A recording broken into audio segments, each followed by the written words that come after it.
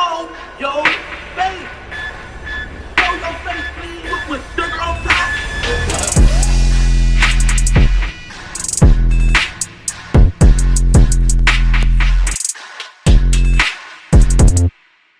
Alright y'all, now the moment everybody been waiting for. Now today OTF Jam was officially on a stand testifying against Lil Durk and OTF, and according to reports he was letting it all out.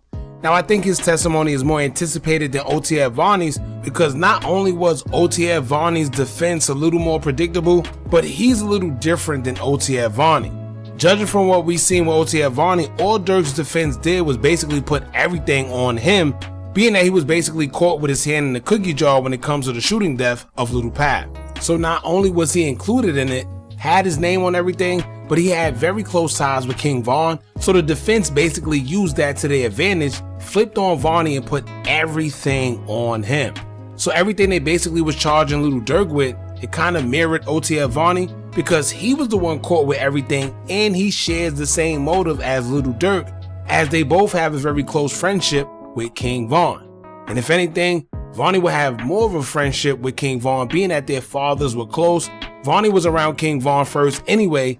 They was labeled fake cousins, and one can say the only reason Vonnie was around Durk in the first place was off the strength of King Von. So there was that. But this is why I said before, what would have been Durk's defense if Vonnie never told and it was just OTF Jam cooperating? But if Vonnie never cooperated, then they would never be able to place all the blame on him. In which some people feel Durk was dry snitching, but that's a whole nother story.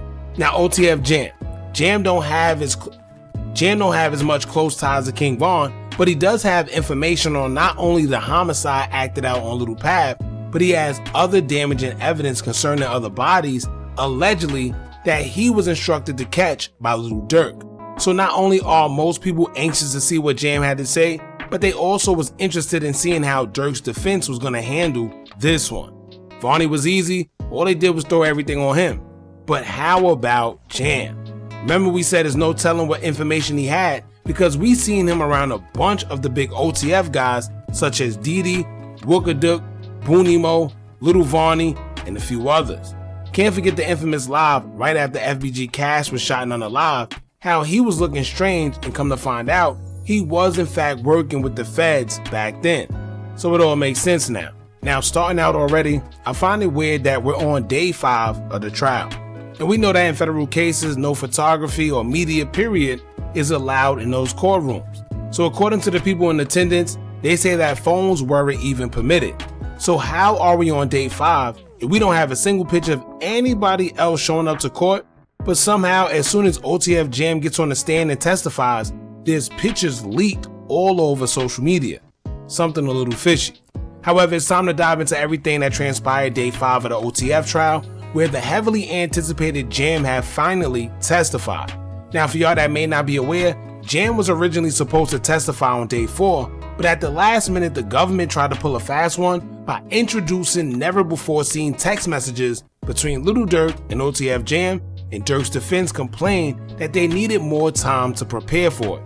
For people that was present, whatever was in that text, they claimed Brian Steele, after having a great day it seemed like in his cross-examination with officers, appeared visibly distressed after finding out about the text messages and its contents. It's alleged that Durk whispered something in his ear and Brian kind of squinted, made a face out of disbelief, and that was the end of that. I wasn't there, so I can't tell you.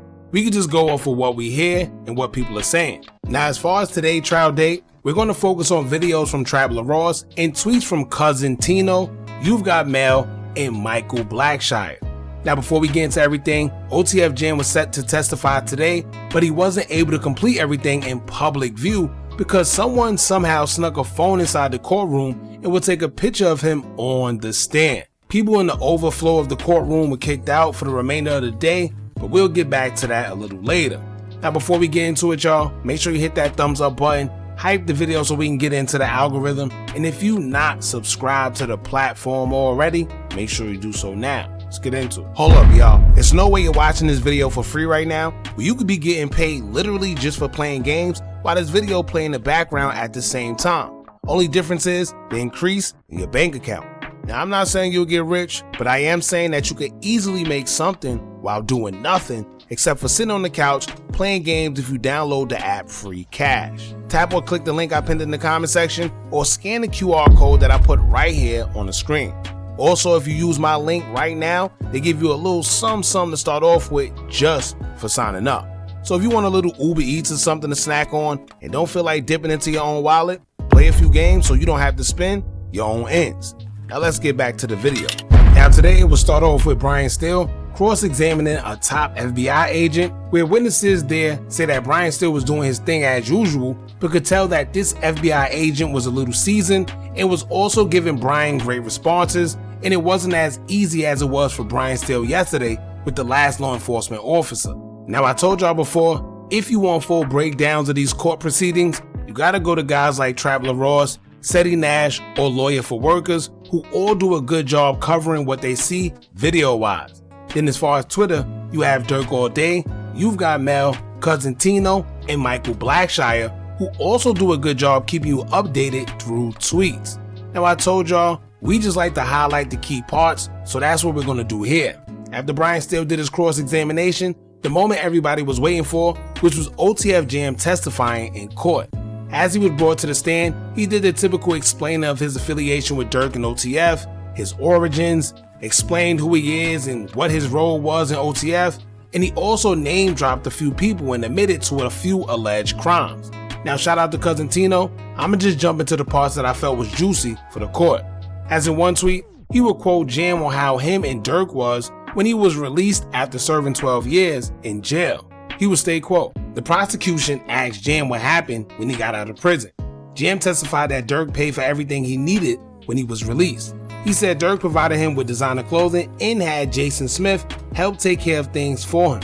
The prosecution then showed a picture of Jason Smith holding a picture of King Von. Jam identified Smith." Now, when he was asked about Durk's finances and how OTF Vonnie played a role, he would state, quote, "Jam testified that Vonnie handled some of Durk's financial affairs and described him as Durk's assistant. Jam then made another significant allegation. He testified that when they traveled out of town, Durk would have Vonnie locate a firearm for Jam.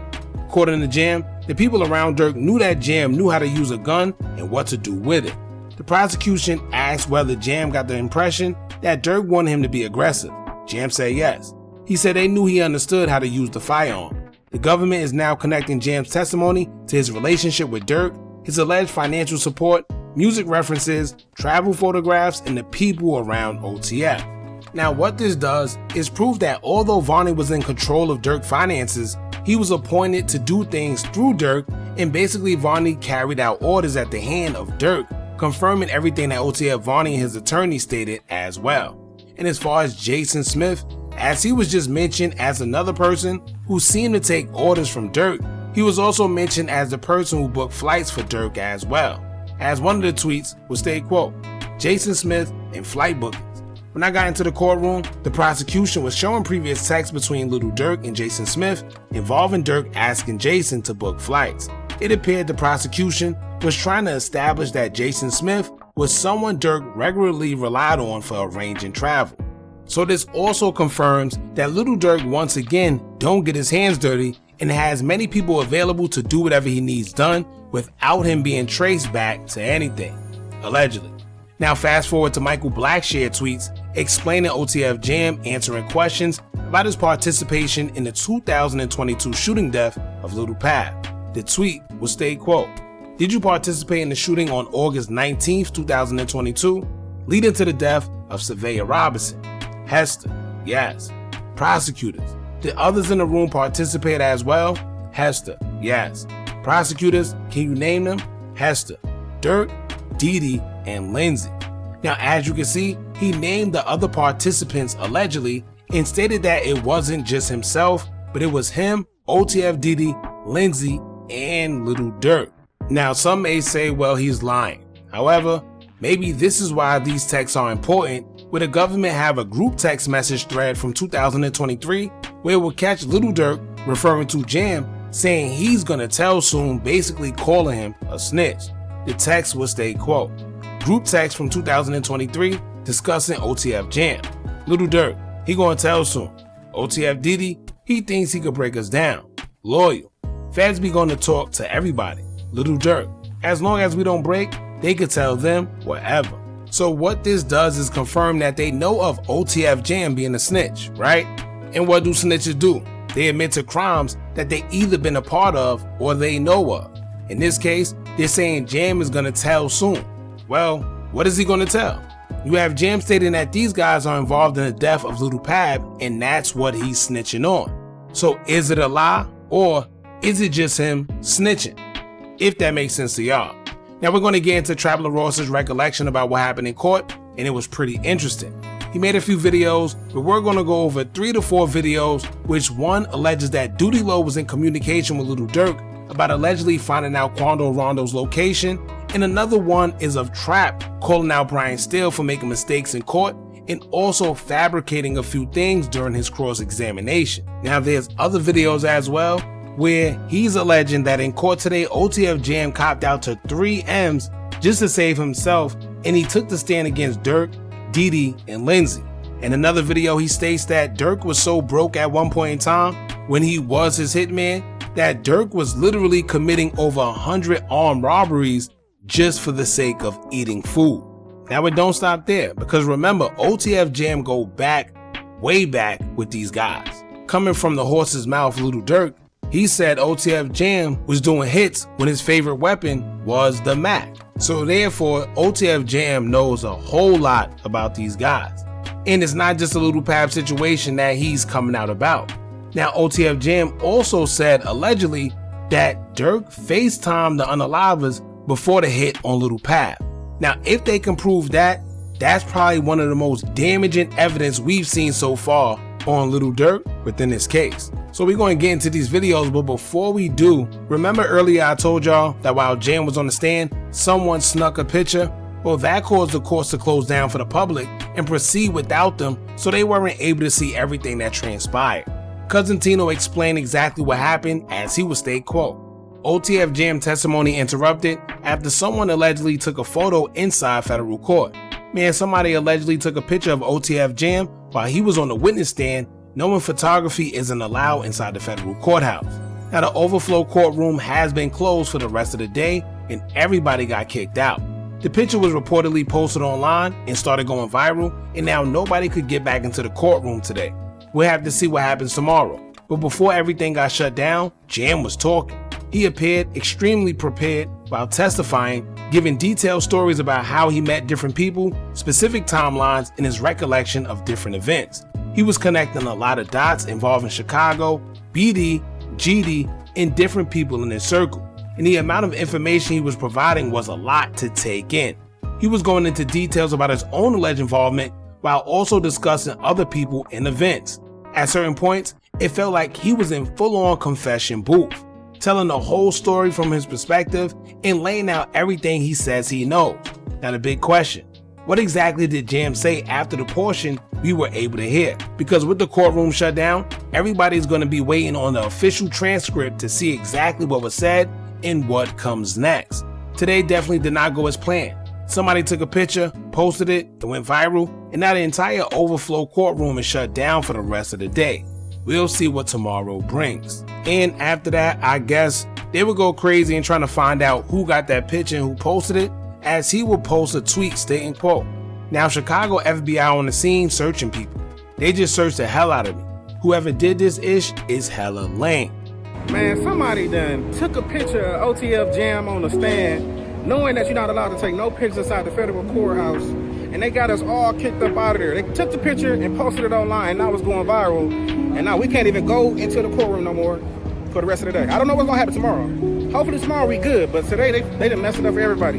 Jam was up there telling like no other, man. Jam was he was well prepped.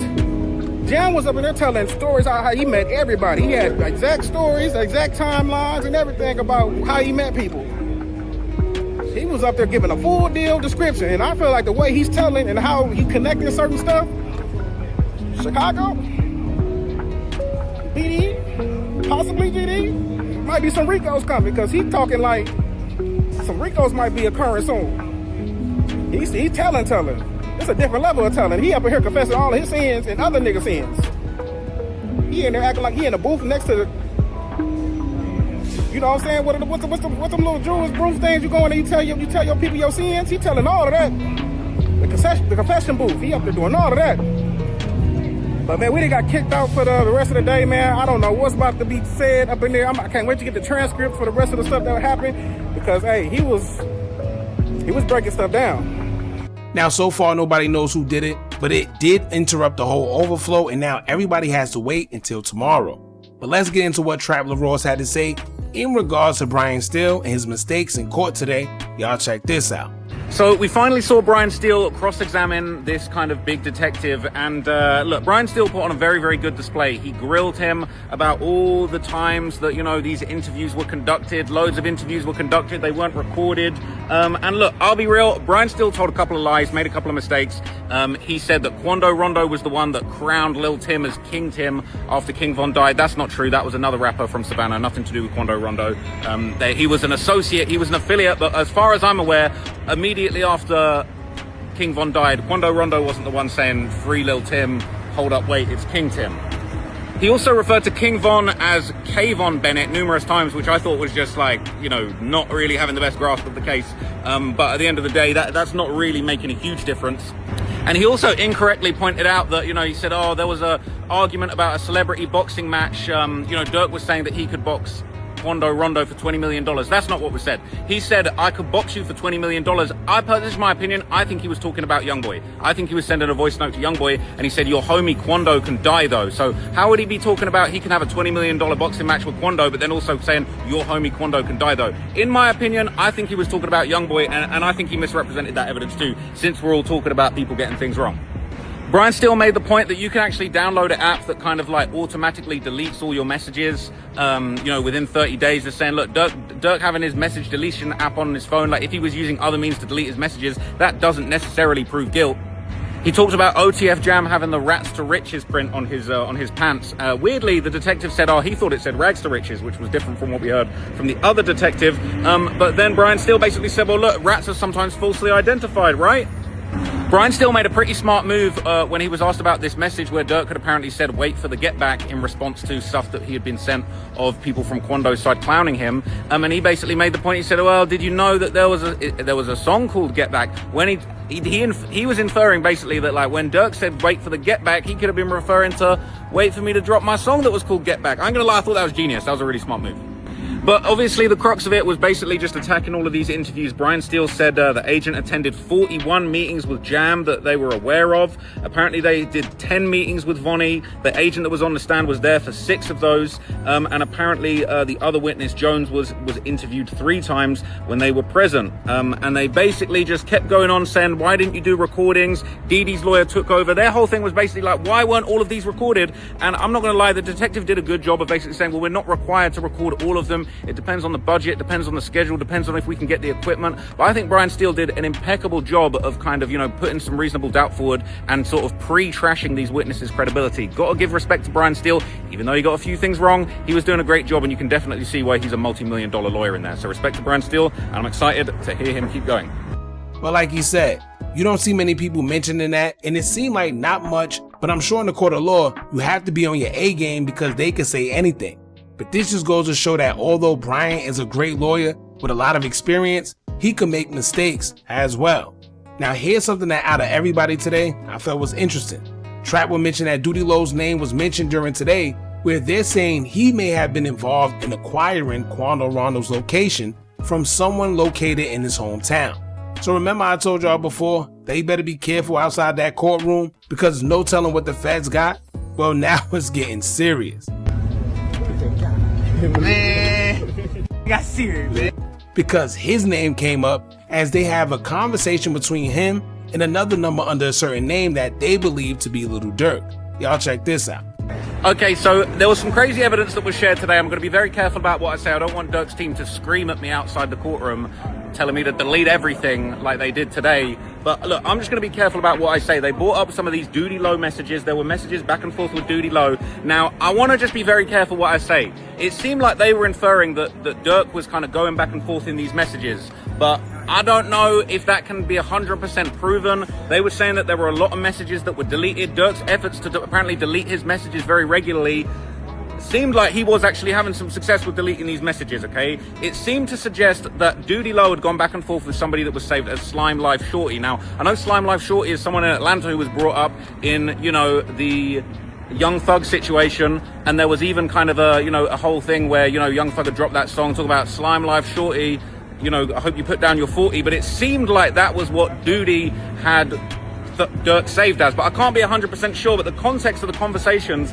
seemed to have Doodie kind of going back and forth with Durk. They basically seemingly had a bit of a celebration. So what was interesting, right, was apparently Doodie Lo had done a reaction, like a laughing reaction, to a message that said no, which was right after Quando Rondo was screaming on the street no over Lil Pab's body. Now, they had basically recovered that reaction, but what they didn't have was the original messages. So we don't know for sure, but it seemed like it would have been a reaction to Durk's message saying no, but we don't have that. And then basically we saw this back and forth with Doodie Lo, and basically before anyone says Doodie Lo's telling or he's cooperating or anything like that, the feds basically said that they had numerous warrants for numerous iCloud accounts with Doodie Lo. It was hot for Doodie Lo, and the feds were onto him, and clearly they I don't know how they did it. I don't know if he even know they got it, but they got all of his iCloud info from his phone. But basically, they went back and forth. Doodie Lo had apparently said to this person that was saved in his phone, keep your head on, Slime.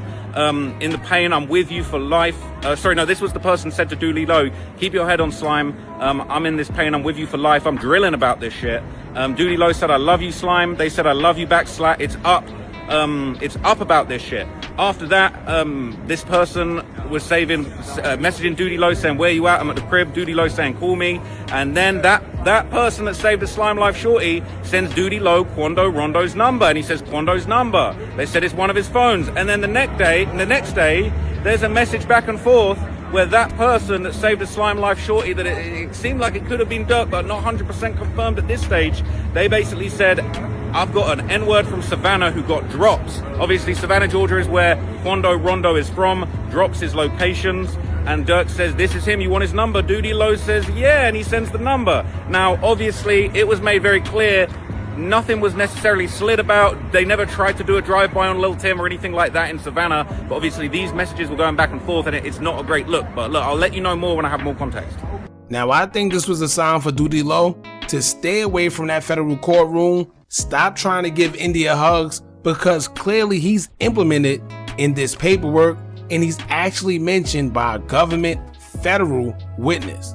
According to Trap, Doodie Lo is co-conspirator 4, and he also conspired against Quando Rondo because he's the one that allegedly got his location and dropped it. Y'all check this out. So it looks like it's official. Doodie Lo has been confirmed as co-conspirator number 4, and the person who confirmed it was OTF Jam himself. Now, we'd been wondering who was it that gave the location of Quando Rondo in LA to the alleged hitmen, to Durk, to the team, and all of that kind of stuff. Well, what is crazy is that we found out that there was apparently like a crazy conversation after basically like all the hitmen arrived in San Diego. Apparently none of them knew what was going on, but they had an inkling something crazy was going on. And I'm not gonna lie, Durk really put himself in it with some of this stuff. So apparently, okay, all of the hitmen were kind of rounded up for some kind of secret mission. They didn't know what was going on. They all quickly got booked to these flights to San Diego. And apparently when Jam and another one of the hitters basically arrived, they went to a Hooters in San Diego. They got on a FaceTime with Doodie Lo, who told them that they got the location for Quando Rondo. They got the low from basically like a weed dealer that was going to go and take them some weed, and that they were basically going to trick him into coming outside to pick up weed, and they were going to kill him outside of his hotel. Well, it's confirmed that was Doodie Lo. Now, not only did we were hearing about Doodie Lo being in group chats, and I thought, oh, maybe they're going to show some series of messages with Doodie Lo and other stuff that he had said, but it was Jam that took the stand and said that it was Doodie Lo that basically told them after they'd arrived in California that they were there on a mission to kill Quando Rondo. And Jam said something really interesting. He said, look, he felt like it was too hot to kill somebody in Los Angeles. He was thinking, there's too many police. I don't know the city. I don't know how to get away if I get in a high-speed chase, if I get hurt. I don't know where I'm going. This is a bad idea. But he said it was too late. I was already there, and I just went with it. So OTF Jam told the courtroom, he basically said, look, where I'm from, you don't stop nobody killing somebody. That's what gets you killed. They said that they'll think you're police. They'll get mad at you if you say that you want to stop a killing happening. But he wasn't really happy about it because he said he didn't consider himself in the Quando beef. He said he wasn't that close with King Von. They spoke a couple of times. And what was crazy is Jam said that way back in the day before he knew Von, he was trying to rizz up King Von's sister. But he said he didn't feel like he should have had to be one of those people that slid for Von because that wasn't his homie. He said, look, he wasn't my man's, we didn't kick it, I didn't love him, I didn't feel like that was my mission. And he's saying they were in Hooters on FaceTime with Doodie Lo, and basically Jam and Boogie looked at each other after they were told to go and kill Quando, and they basically just looked at each other and said, yeah, But what was even more crazy is obviously now we know Doodie Lo was co-conspirator number 4 that was given the drop. They were apparently waiting outside Quando Rondo's hotel, and Doodie Lo told them that basically the guy that they thought they were getting weed from was telling Quando Rondo that he was just a few minutes away from the hotel. This is gonna, I might have to say this in a different video because we're running out of time. But basically, they had eyes on Quando Rondo outside the hotel. They were about to kill him, but the police rode by. Apparently, Didi upped his gun, pointed it at Quando, and said, I could kill him right now. It'd be so easy. But they said, nah, the block's too hot. There's too many cops out here downtown LA. I'm not going to go through with it. And then they went back to the crib. Insane. Sheesh. Now, it's funny because everybody thought that the feds just had music lyrics and music videos.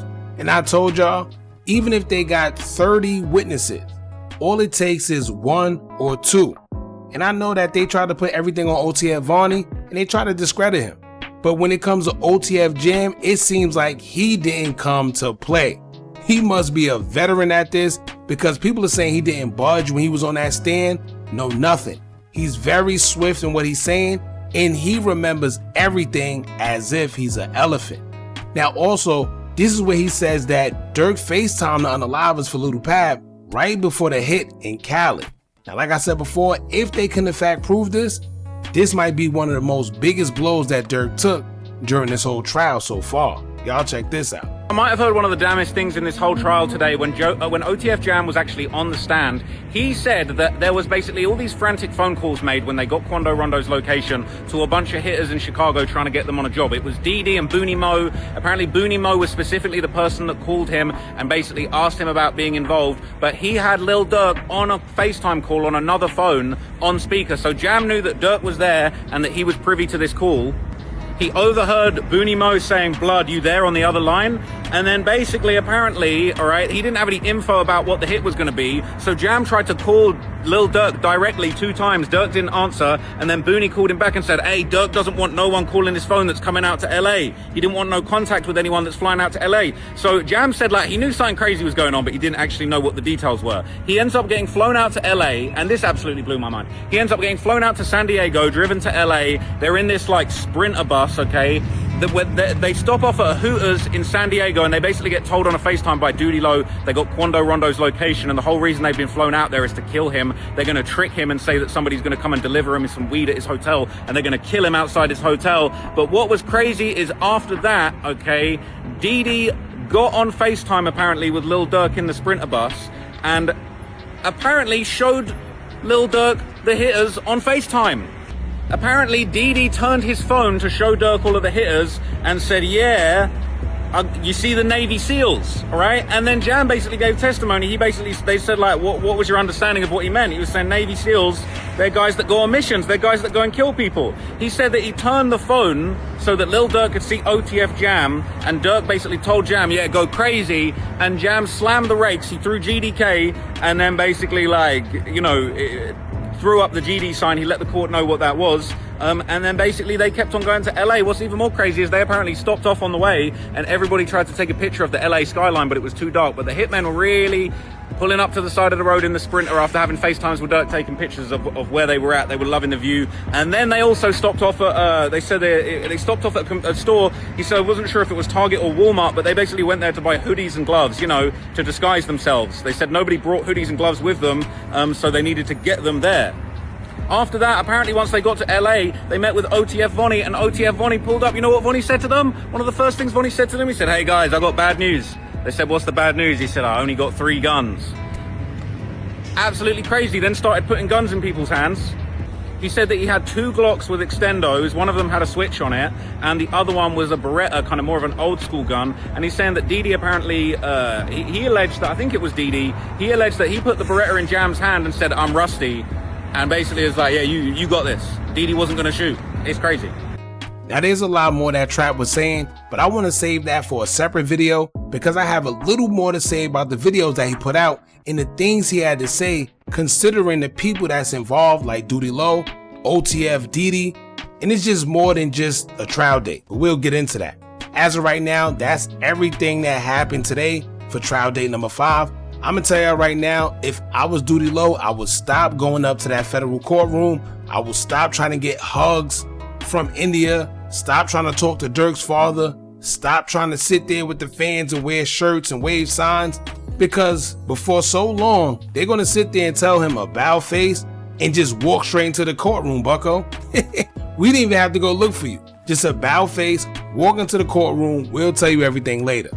And if you ever been in the system and you know how when you go to court and they pick you up from court in a superseding indictment that you didn't even know you was in, that's the worst feelings ever. For y'all that been through it, y'all know exactly what I'm talking about, man. But y'all drop in the comments, let me know what y'all think about this. How do y'all feel about this whole situation? We're gonna do another video breaking everything more down in more detail. I just want to give y'all whatever information they put out there so far as for today for trial day number 5. Shout out to Traveler Ross. Shout out to everybody else on Twitter that's basically putting in the work and actually going to the courtroom and bringing us this information so we could bring to y'all. Y'all drop in the comments, let me know what y'all think about this. Don't forget to like, comment, share, and subscribe. Hit that bell so you're notified every time we drop new content. And remember, as long as you keep on watching, I'ma keep on dropping. And I'm out.